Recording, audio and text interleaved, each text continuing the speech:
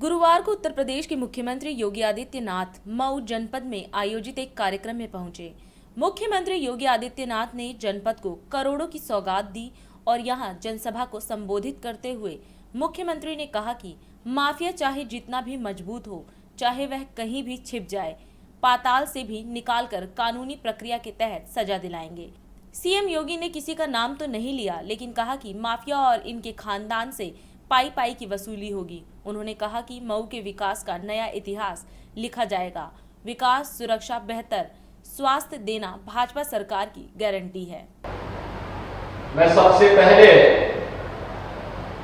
मऊ जनपद के आप सभी उपस्थित नागरिक भाइयों और बहनों को एक साथ 203 करोड़ रुपए की परियोजनाओं के लोकार्पण और शिलान्यास के लिए हृदय से बधाई देता हूं। इनमें 32 परियोजनाएं जो 161 करोड़ 70 लाख रुपए की हैं, इनका लोकार्पण हो रहा है। ये परियोजनाएं पशुपालन विभाग से संबंधित हैं, लोक निर्माण विभाग से संबंधित हैं, टेक्निकल एजुकेशन से संबंधित हैं, कारागार प्रशासन से हैं, जल निगम, सिंचाई और जल संसाधन, व्यावसायिक शिक्षा, महिला कल्याण, उद्यान, राजस्व विभाग, सैनिक कल्याण और राज्य सड़क परिवहन निगम और स्वास्थ्य विभाग से संबंधित हैं। साथ ही 15 परियोजनाएं जो लगभग 42 करोड़ की हैं, इनका शिलान्यास हो रहा है, जिनमें बेसिक शिक्षा, लोक निर्माण विभाग, अल्पसंख्यक कल्याण विभाग, उत्तर प्रदेश जल निगम, सिंचाई और जल संसाधन विभाग से संबंधित हैं। इन सभी का आज यहां पर शिलान्यास का कार्यक्रम हो रहा है। कुल मिलाकर के 203 करोड़ रुपए की परियोजनाएं विधानसभा चुनाव के उपरांत पहले सार्वजनिक कार्यक्रम में मऊ जनपद वासियों को समर्पित करते हुए मुझे हार्दिक प्रसन्नता की अनुभूति हो रही है। आज पूरा देश प्रधानमंत्री मोदी जी के नेतृत्व में, उनके मार्गदर्शन में नित नई विकास की परियोजनाओं के साथ आगे बढ़ रहा है। आज देश जब अपने आजादी के अमृत महोत्सव को पूरा कर रहा है, अमृत महोत्सव के साथ ही 75 वर्ष की इस यात्रा ने आज भारत की अर्थव्यवस्था को दुनिया की 5वीं अर्थव्यवस्था बना दिया। जो ब्रिटेन कभी भारत पे राज किया था, आज उस ब्रिटेन की अर्थव्यवस्था भारत से पीछे छूट चुकी है। भारत प्रधानमंत्री मोदी जी के नेतृत्व में तेजी के साथ आगे बढ़ रहा है और दुनिया के अंदर तेजी से उभरती हुई एक नई अर्थव्यवस्था के रूप में आज भारत स्थापित हो रहा है।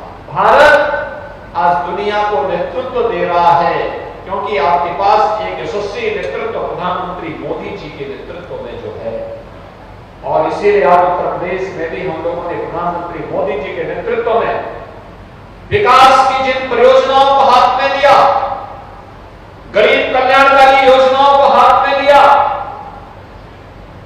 रोजगार सृजन की योजनाओं को और आत्मनिर्भर भारत की परिकल्पना को साकार करने के जिन कार्यक्रमों को अपने हाथों में लिया है, आज वो साकार होता हुआ दिखाई दे रहा है।